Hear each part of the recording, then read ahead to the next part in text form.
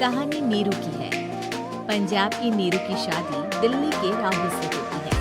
दिल्ली कितना बड़ा शहर है ना, लेकिन आप लोगों का घर तो बहुत छोटा है।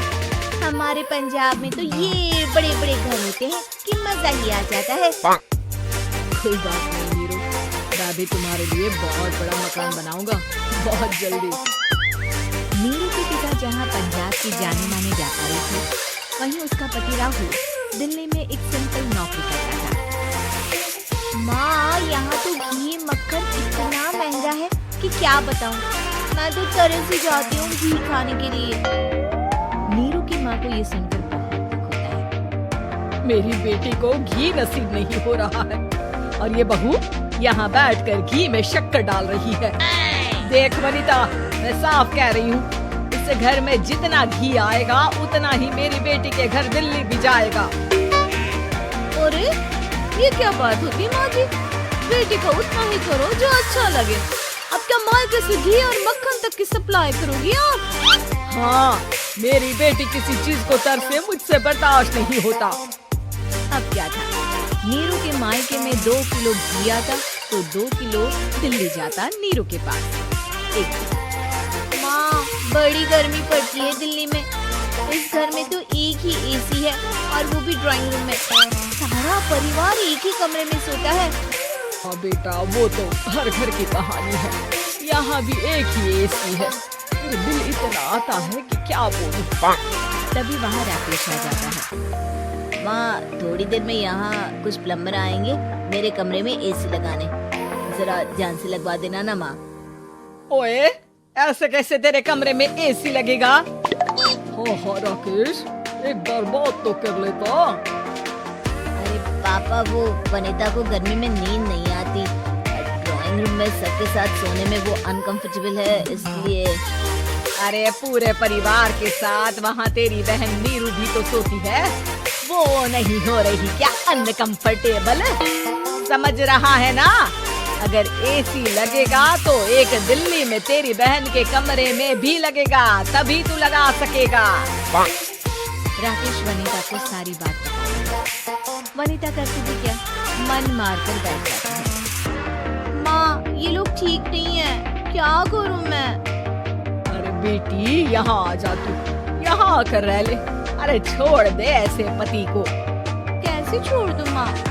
समाज क्या कहेगा, लोग क्या कहेंगे? वैसे भी मेरा एक बेटा है मयंक। अरे हटा बेटा, तेरी उम्र ही क्या है, इतनी परेशान रहेगी तो काम कैसे चलेगा? बात आई गई हो जाती है। माँ को लगता है कि नीरू ठीक है, तो वहीं नीरू के मन में एक ही लाइन चल रही होती है, यहाँ आ जा। माँ ने तो बोल ही दिया है कि यहाँ आ जा। बस मयंक थोड़ा सा बड़ा हो जाए, इन गरीबों को छोड़कर मैं वापस माँ के पास ही चली जाऊंगी। वो इसी सोच में बाजार में चल रही थी कि मैम, आपका दुपट्टा जमीन को छू रहा है। नीरू जैसे ही उस लड़की की तरफ देखती है, देखती ही रह जाती है। हाय रे, कितना सुंदर लड़का है ये। क्या हुआ? मैंने कहा आपका दुपट्टा। तो खुद ही उठा कर दे दो ना। लड़का समझ जाता है कि नीरू उस पर फिदा हो चुकी है। वो उससे उसका नंबर लेकर चला जाता है। अब क्या था, नीरू और रोहित में लगातार बातें होने लगती है। मैं हरियाणा का रहने वाला हूँ, यहाँ एक बड़ी कंपनी का मैनेजर हूँ। अच्छा, और कितने बच्चे हैं तुम्हारे? बच्चे? अरे मेरी तो शादी भी नहीं हुई है। तुम बताओ, शादी करोगी? नीरू शर्मा जाती है। अब लेकिन मैं तो पहले से ही शादीशुदा हूँ। मुझे फर्क नहीं पड़ता, बस तुम शादी कर लो। बहुत पैसे वाला हूँ मैं, हमेशा खुश रखूंगा तुम्हें। नीरू रोहित से मिलकर सारा प्लान बना लेती है और फिर एक दिन घर से भाग जाती है। दोनों शादी कर लेते हैं। शादी के बाद क्या बात है नीरू, मैं परेशान सा देखता हूँ, सब ठीक तो है ना? हाँ हाँ, सब ठीक है।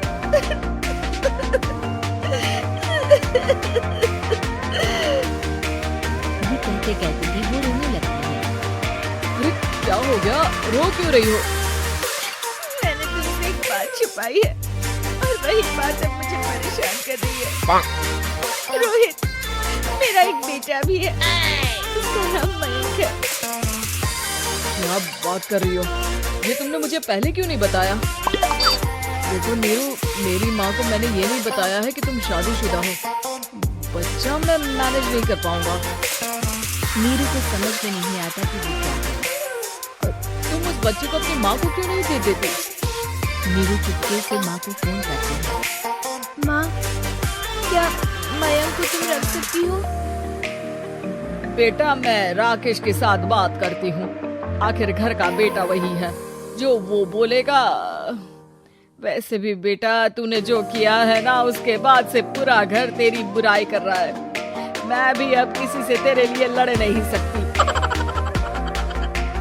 राकेश बेटा, नीरू ने तो जो किया बहुत ही बुरा किया, लेकिन मैं सोच रही थी कि क्यों ना मयंक को हम यहाँ ले आए। तभी वनिता बोल जाती है, वाह जी, ऐसे कैसे यहाँ ले आए? यहाँ क्या भंडारा भरा है? और जिस बच्चे की माँ ने नहीं सोचा, उसके लिए हम क्यों सोचे?